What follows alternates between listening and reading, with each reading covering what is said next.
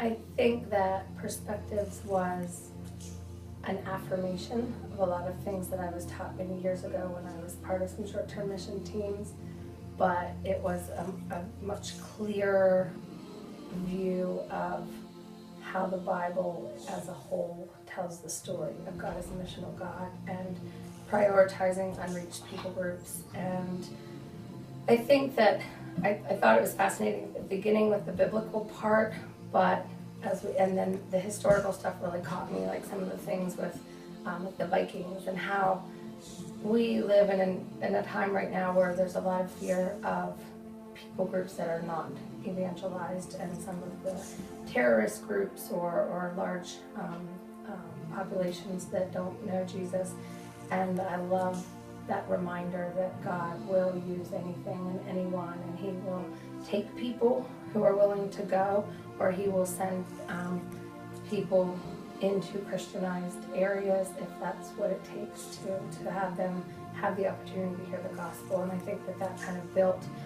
from the biblical perspective through that historical section, and kind of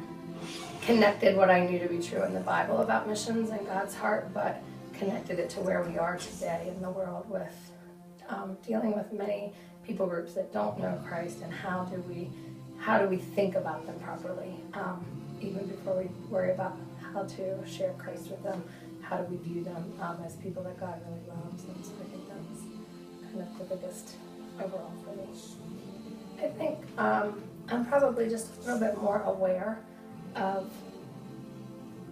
the limitations that this area has in terms of being in contact with a lot of unreached people groups, and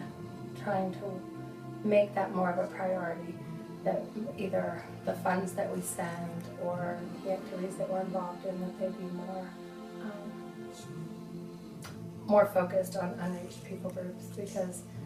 I know that a lot of us in this area are connected to ministries and or mission trips to areas that have been churched in the past where there is exposure to the gospel. So I think that, I don't know if it's a daily thing, but more of a regular part of my life to be thinking about unreached people groups, and how can we as a church, how can we as individuals make sure that our money and our time is also being put into reaching the unreached.